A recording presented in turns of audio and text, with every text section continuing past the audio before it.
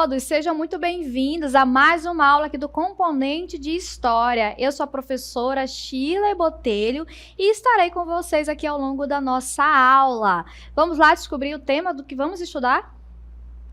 Aula de número 8 tem como objeto de conhecimento tempos de crise e a revolução tecnocientífica. E o detalhamento, as grandes crises econômicas do século XX, a Grande Depressão, 1929, e crises do petróleo, de 1970.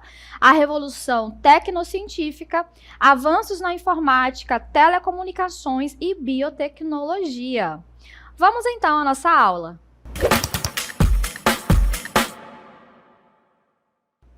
Vamos falar então sobre o século XX, que foi marcado por intensas transformações econômicas, políticas e sociais que moldaram o mundo como nós conhecemos. Entre esses eventos destacam-se as grandes crises econômicas, como a Grande Depressão, de 1929, e as crises do petróleo na década de 1970, que tiveram impacto global e mudaram a trajetória das economias mundiais. Além disso, esses eventos, ocorreu uma revolução tecnocientífica que transformou profundamente os campos da informática, telecomunicações e da biotecnologia, acelerando ainda mais as mudanças no cenário mundial. Então, a gente observa que a nossa aula vai trazer bastante informação. E nós vamos iniciar com a Grande Depressão, com a crise do ano de 1929, a crise de 29. E para a gente falar sobre isso, a gente trouxe aqui um cenário pré-crise, que está representando aqui a áurea de ilusão da prosperidade, que foi algo marcante no início, ali nos anos que precederam a essa crise, sobretudo ali na década de 1920 nos Estados Unidos. Vamos acompanhar, vamos observar melhor esse cenário aqui. O que a gente observa? Uma família aparentemente feliz, pai, mãe, filhos. E vocês observem que nessa cena aqui, nós temos nesse cenário bens de consumo que essa família possui, que essa família está ostentando. Então, temos aqui uma televisão, temos aqui um telefone e uma geladeira.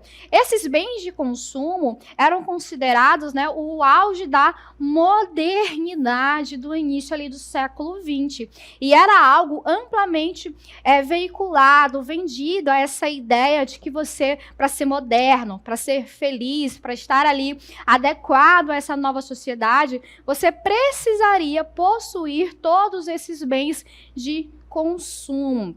E aí, como a gente mencionou, representa justamente essa ilusão da prosperidade. Por que essa ilusão da prosperidade? Porque muitas pessoas conseguiam obter esses itens com crédito muito facilitado e muitas vezes sem ter condições de quitar esses créditos. Além disso, havia esse apelo ao consumo exagerado, esse otimismo exagerado que permeou ali os anos 20. Mas vamos observar melhor com o nosso texto aqui, esse cenário pré-crise.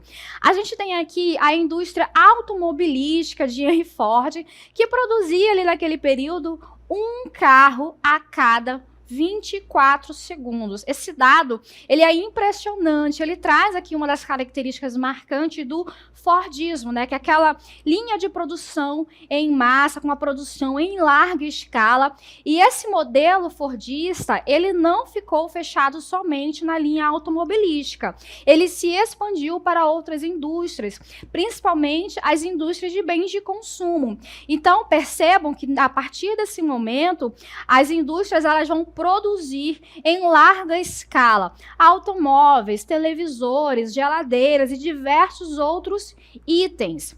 O crédito fácil, ele permitia que famílias comuns comprassem geladeiras, rádios e até ações na bolsa. E isso tudo a prazo, ou seja, as pessoas elas não precisavam ter ali o dinheiro em mão, mas esse crédito ele foi ampliado para que diversas famílias, mesmo aquelas que não estavam ali na classe média, por exemplo, pudessem adquirir esses mesmos itens.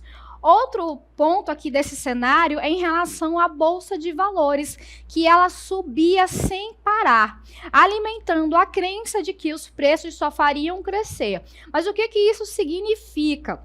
Quando a gente fala aqui que essa bolsa de valores ela crescia, nós estamos nos referindo à venda de ações. Então, as pessoas elas compravam ações de empresas, ou seja, ali um pedaço da empresa, e elas buscavam revender, colocar de volta essas mesmas ações mais para frente à venda, com o objetivo de ganhar um lucro maior. Então, comprar por um preço menor e vender por um preço maior. Isso foi feito de maneira desenfreada.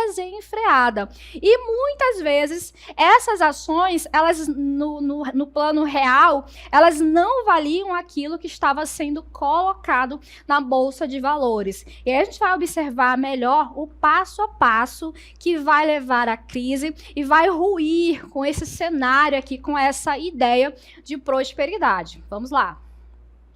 Nós temos aqui a Grande Depressão de 1929, com a nossa manchete aqui de jornal, né? Trazendo essa quebra da bolsa, né? A Quinta-feira Negra na América. Então, nós observamos que a Grande Depressão, iniciada em 1929, ela foi a crise econômica mais severa da história moderna. E ela teve repercussões em todo o mundo. Então, temos uma crise que inicia ali nos Estados Unidos, mas ela vai afetar drasticamente diversas partes do mundo. Então, como o nosso texto aqui, a crise inicia ali nos Estados Unidos com a queda da Bolsa de Valores de Nova York, e iniciada ali em 24 de outubro de 1929, a chamada Quinta-feira Negra. E ela foi agravada nos dias seguintes, especialmente em 29 de outubro, ou seja, a Terça-feira Negra, né? 5 dias após o início, a gente vai ter a derrocada ali da crise. Então, vamos entender as causas para a Grande Depressão? Nós temos aqui a superprodução. Durante a década de 1920, os Estados Unidos e outras nações industrializadas, eles aumentaram a sua capacidade de produção, ou seja, houve aquela produção em larga escala, que nós mencionamos ali no início da aula, dando exemplo do Fordismo. Então, essas indústrias, elas acabavam produzindo muito mais do que o mercado conseguia absorver. E esse consumo, ele não acompanhou o ritmo. Isso gerou um excesso de mercadorias que não conseguiam ser vendidas. E o que acontece quando o mercado tem uma grande quantidade de mercadoria, mas não tem para onde escoar essas mercadorias? Eles não têm ali o mercado consumidor. O preço dessas mercadorias ele vai cair drasticamente. Outra causa aqui da crise foi a especulação financeira. A Bolsa de Valores ela foi marcada por uma intensa especulação. Muitas pessoas investiram na compra de ações com base em expectativas que não eram reais e sem considerar os riscos, o que levou a uma bolha financeira. O que isso significa? Vamos tentar entender aqui. Então, o que acontece? As pessoas elas compravam ações à torta e à direita na bolsa. Então, tinha essas ações de empresas, ou seja, pedaços de empresas, fatias de empresas que eram colocadas à venda. E muitas vezes essas empresas, o valor real delas não correspondia ao valor que estava sendo mensurado ali na Bolsa de Valores. Então essas pessoas compravam essas ações por determinado valor com a intenção de ter um lucro maior com a venda lá na frente, na medida em que essas empresas lucrassem, crescessem, se expandissem. Só que, na realidade, isso não aconteceu, porque muitas dessas empresas não tinham como cobrir esses lucros que estavam sendo vendidos. Então, era uma coisa, assim, irreal, o que vai ocasionar lá na frente, né, o grande crash, essa grande quebra da Bolsa. Então, vamos lá entender a política monetária, algo importante para a gente acompanhar aqui para entender esse cenário, esse contexto. O Federal Reserve, que era o Banco Central dos Estados Unidos, adotou políticas monetárias restritivas. Ou seja, quando ele percebeu ali que tinha alguma coisa errada, ele elevou essas taxas de juros, o que acabou dificultando o crédito e contribuiu para a queda nos investimentos. Então, em determinado momento, alguns investidores mais experientes, eles perceberam que o valor dessas empresas não correspondia ao valor das ações. Então, eles, temendo perder lucratividade, eles acabaram colocando as suas ações à venda. E mais pessoas perceberam isso e também fizeram o mesmo. Isso que aconteceu ali na Quinta-feira Negra, né, chamada, no dia 24 de outubro de 1929. Então, temos aqui o primeiro ponto de atenção. Várias dessas ações sendo vendidas. E 5 dias depois, no dia 29 de outubro, a chamada Terça-feira Negra, houve de fato assim, o grande colapso da Bolsa de Valores. Então, nesse período, cerca de 16 milhões de ações acabaram sendo colocadas à venda, o que fez com que o preço caísse drasticamente. Então, vários bancos que utilizavam o dinheiro dos seus clientes para investir na Bolsa faliram, várias empresas faliram. Isso levou a consequências que a gente observa aqui. Então, temos aqui o desemprego em massa. Estima-se que o desemprego nos Estados Unidos ele tenha alcançado 25% da população ativa. E isso gerou uma enorme crise social, com muitas pessoas vivendo em condições precárias. Então, com essa quebra da bolsa, com a falência de bancos, com a falência de empresas, o desemprego, ele se colocou em massa não só nos Estados Unidos, certo? Mas diversos outros países acabaram também sendo afetados. Foi um verdadeiro evento em cascata. Outra consequência, a queda no comércio internacional. A crise levou muitos países a adotarem políticas protecionistas, como a imposição de tarifas sobre produtos estrangeiros, por exemplo. Isso afetou negativamente o comércio internacional, levando muitos países a um período de recessão prolongada. Outra consequência é que as reformas e o New Deal, em resposta à crise, né, o presidente dos Estados Unidos, Franklin Roosevelt, ele implementou uma série de reformas econômicas e sociais, conhecidas como o New Deal, para tentar recuperar a economia dos Estados Unidos e aliviar os efeitos da crise sobre a população. Então, se antes a gente tinha um mercado descontrolado, agora, com essa crise, foi necessário que houvesse uma intervenção mais ativa do Estado, ok? Para tentar conter esse momento de crise. Então, a gente já sabe aqui, né, o que aconteceu em relação ao que foi a Grande Depressão, as causas que levaram à crise, o desfecho dessa crise. Vamos agora passar para um novo tópico da nossa aula. Então, tem esse cenário aqui que já deve indicar para vocês do que vamos tratar a partir de agora. Vamos falar sobre as crises do petróleo da década de 1970. E para isso a gente está aqui num cenário, né, de um posto de gasolina dos Estados Unidos. Vocês viram que ainda agora há pouco tinha aqui a placa Pumps Closed, que significa bombas fechadas. Então, imaginem só. De repente, os estadunidenses, e não só nos Estados Unidos, certo? Mas em outras partes do mundo também, que foram afetadas por essa crise, várias pessoas se dirigiram aos postos e se depararam com esta placa aqui, de que as bombas estão fechadas por falta de combustível. Mas como que isso aconteceu? Vamos observar aqui no nosso texto. As causas da crise do petróleo da década de 1970. Vamos lá. Em 1973, países árabes da OPEP, que é a Organização dos Países Exportadores de Petróleo, que foi criado ainda na década de 1960, eles impuseram um embargo aos Estados Unidos e seus aliados ocidentais, como retaliação ao apoio a Israel na guerra de Yom Kippur. Ué, o que aconteceu então, né? Vamos tentar entender, situar vocês aqui nessa guerra, nesse conflito, para a gente trazer para o macro. Então, a guerra do Yom Kippur foi um conflito por território que estava ali envolvendo Israel, Síria e Egito.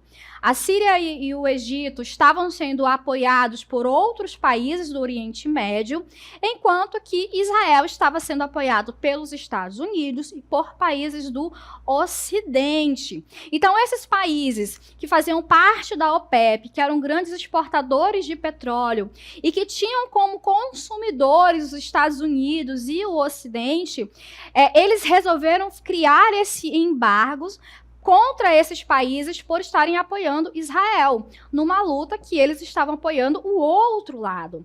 Quais são as consequências disso? O preço do barril quadruplicou, ou seja, o preço do barril naquele período, ele era vendido a aproximadamente $3, e ele passou a custar cerca de $12. Isso causou a escassez de combustível, alta inflação e desaceleração econômica nos países importadores, certo? Então, essa crise ela teve como consequências essa alta no preço do combustível, a escassez da produção, ou melhor, da produção não, né? De como esse combustível ele seria repassado aos outros países e causou uma desaceleração econômica nos países membros da OPEP, porque o maior revendedor, ou melhor, o maior comprador desses países eram os Estados Unidos. Então, isso gerou uma crise generalizada. Vamos ter uma segunda crise no final da década de 70, ali no ano de 1979, que está relacionado à Revolução Iraniana, que derrubou o Shah, o Reza Pahlavi, certo? Vocês podem encontrar dessas duas formas, causando instabilidade na produção petrolífera do Irã. Então, percebam que nós estamos falando de conflitos ali por territórios, por conflitos entre etnias, entre grupos políticos que vão afetar essa produção e distribuição do petróleo. Observem como as questões ligadas à energia, ao petróleo, estão intimamente relacionados a questões geopolíticas.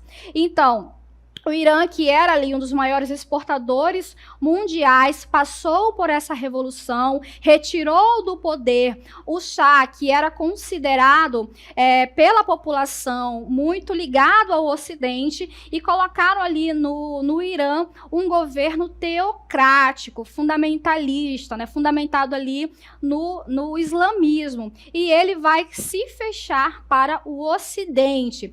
Isso reduziu a oferta de petróleo no mercado e fez os preços dispararem novamente, agravando a crise econômica global com o aumento da inflação e o desemprego. Esse fenômeno ele é conhecido como estanflação, ou seja, é ali essa ligação entre a estagnação econômica com uma inflação alta. Então, tem o aumento dos preços com uma economia estagnada. Então, temos aí a estanflação. Quais são as consequências dessas crises da década de 70? Nós vamos ter um cenário de inflação e recessão, uma vez que a escassez de petróleo levou ao aumento dos custos de produção, de transporte, o que causou uma inflação global. E muitas economias ocidentais, elas entraram em recessão devido ao aumento dos preços dos combustíveis e à desaceleração do crescimento econômico.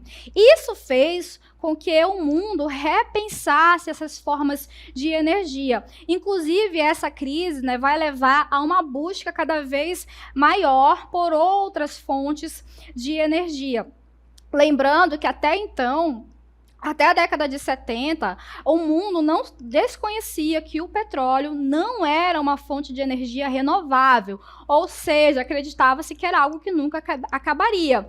No entanto, Na busca por novas fontes, descobriu-se que, de fato, o petróleo ele era finito e, em determinado momento, ele não seria mais encontrado, e com as reservas que se conheciam, que tinham conhecimento naquele período, estimava-se que em 70 anos não teria mais petróleo para ser retirado do solo. E isso vai levar a mudanças no padrão de consumo. Essa crise, ela acelerou a busca por fontes alternativas de energia e impôs uma reavaliação do modelo de consumo energético global. Inclusive, os carros que antes eram fabricados, que eram maiores, mais pesados, que consumiam uma quantidade muito grande de combustíveis, eles pararam de ser produzidos, substituídos por carros menores, por carros mais econômicos e por carros que se moviam através de outras fontes de energia, como o etanol, o álcool, por exemplo, né?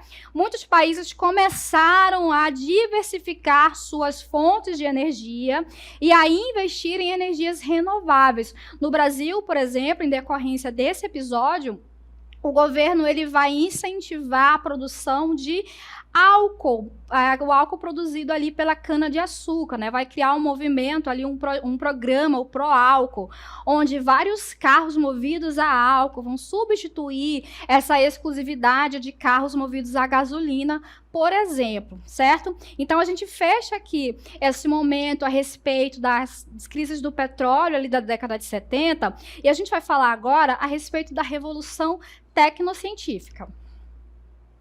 Então, temos aqui os avanços da informática, telecomunicações e biotecnologia. A revolução tecnocientífica, ela foi um dos principais motores das transformações econômicas e sociais no século XX. Ela foi marcada por uma série de inovações tecnológicas que mudaram a maneira como as pessoas viviam, trabalhavam e se comunicavam. Então, nós estamos falando aqui da chamada terceira revolução industrial ou revolução tecnocientífica informacional, que se intensificou, sobretudo, a partir ali do pós-Segunda Guerra Mundial, né, que nós tivemos vários avanços no setor tecnológico, muito em decorrência da chamada Guerra Fria. Lembra lá o que vai ocorrer após a Segunda Guerra Mundial? Nós vamos ter a disputa de dois estilos políticos e econômicos antagônicos, né? Os Estados Unidos defendendo o capitalismo, a União Soviética defendendo o modelo socialista. E nessa corrida por tentar impor ali o seu estilo político e econômico ao restante do mundo, vai haver grandes projetos, grandes estudos, grande investimento em ciência e tecnologia. A gente vai ter inovações para o campo militar, e essas inovações elas vão acabar passando para o consumo civil posteriormente. E aí a gente observa algum desses avanços agora. Temos aqui a revolução tecnocientífica ali aplicada para a informática. Observem essas três imagens. Nós temos aqui em cima o computador de tubo de vácuo, o ENIAC. Esse computador, como vocês observam, ele é enorme, ele ocupava quase que uma sala inteira. Aí eu vou mostrar melhor aqui para vocês. Esse aqui, ó, vocês estão vendo? Então, temos um homem aqui e ele está trabalhando num computador. Quando a gente compara com os computadores atuais, a gente percebe a evolução tecnológica que se transcorreu ao longo do tempo, né? Então, temos aqui a invenção do computador pessoal, que começou com máquinas como o ENIAC e o IBM. Temos aqui abaixo também o IBM, que substituiu ali o ENIAC posteriormente o computador, o desktop, o notebook, que é o que a gente usa atualmente, né? Isso tudo ocorreu ali na década de 1950, que culminou com a popularização dos PCs nas décadas de 80 e 90. Então, a gente observa que todas essas inovações, a internet, que teve origem no projeto militar desenvolvido pelos Estados Unidos durante a Guerra Fria, como forma de garantir comunicação descentralizada em caso de ataque soviético. E essa criação, inicialmente, como uma ferramenta militar, ela vai se expandir para o uso comercial e doméstico. E aí a gente tem essa tecnologia na palma da nossa mão, né? Quem tem um smartphone possui acesso à internet, onde atualmente a gente utiliza aí, sobretudo as pessoas mais jovens, né, as redes sociais para assistir um vídeo, para assistir a um streaming. Então, é uma tecnologia que foi desenvolvida num contexto militar, num contexto de tensão mundial ali na Guerra Fria. Então, continuando aqui com o nosso texto, e todas essas inovações, elas alteraram significativamente a comunicação e a economia global. Nas telecomunicações, os avanços nas telecomunicações, como o desenvolvimento do telefone celular, das redes móveis e da telefonia via satélite, conectaram o mundo de maneira nunca vista. A gente trouxe aqui o modelo do primeiro Telstar para vocês observarem, né? Onde o celular ele tornou-se uma ferramenta essencial de comunicação. E a internet permitiu uma troca de informações em tempo real, modificando a dinâmica dos negócios e das relações sociais. E, de novo, tudo começando ali no período chamado de Guerra Fria. Em 1962, o lançamento do satélite Telstar, esse está aqui na nossa imagem, ele possibilitou a comunicação internacional via satélite, o que revolucionou a forma como as notícias e as informações eram transmitidas globalmente. Então, a partir daí, pôde-se ver transmissões ao vivo, transmissões que eram passadas ali em diversas partes do mundo. Mas não só nas telecomunicações, nos transportes, essas inovações ocorreram. Elas também trouxeram inovações muito importantes para o campo da biotecnologia, que foi uma outra área que experimentou avanços significativos, especialmente após a descoberta da estrutura do DNA por James Watson e Francis Crick em 1953. E para falar disso, a gente trouxe vocês aqui, né, para esse laboratório de biotecnologia, hoje bastante avançado, moderno. E lá na década de 50, com essa descoberta, isso acabou revolucionando o campo da medicina, da biotecnologia. Isso abriu o caminho para a manipulação genética, o que teve implicações importantes para a medicina, para a agricultura e a indústria farmacêutica. Então, o desenvolvimento de medicamentos, vacinas e terapias genéticas, eles transformou o tratamento de doenças, permitindo a erradicação da varíola, por exemplo, e o tratamento de doenças genéticas. E para a agricultura, né, foram desenvolvidos pesticidas que ajudaram a te retirar daquele meio os parasitas que acabavam prejudicando as plantações e diversas outras inovações nesse campo. E qual é o impacto de todas essas transformações, o desenvolvimento dessas tecnologias? Vamos observar. Temos aqui um impacto social e econômico, uma vez que esses avanços tecnológicos mudaram profundamente as estruturas de trabalho, criando novas indústrias e formas de trabalho. Então, a gente vai ter a automação no trabalho, ou seja, cada vez mais o trabalhador ele precisava se especializar, não bastava ter apenas ali a sua força de trabalho, a sua mão de obra.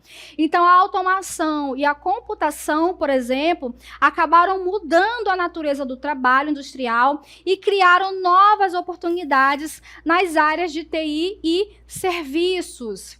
No entanto, essas mudanças também geraram desafios, como a desigualdade no acesso à tecnologia, o desemprego estrutural em setores tradicionais e questões éticas relacionadas à biotecnologia. A gente observa essas desigualdades no dia a dia, por exemplo. Quando teve a pandemia, diversos alunos não conseguiram ter acesso às aulas remotas por falta de acesso à internet, muitas vezes por falta de um computador para acessar essas aulas, e isso nas áreas mais remotas, no interior, nas áreas rurais, enfim. Então, essas inovações, elas não trouxeram só benefícios, mas acentuaram também as desigualdades. Então, cada vez mais que esse trabalhador precisa se especializar, e se ele não tiver as especificações necessárias para determinado trabalho, sobretudo na área de tecnologia, ele não consegue emprego, ele vai ser substituído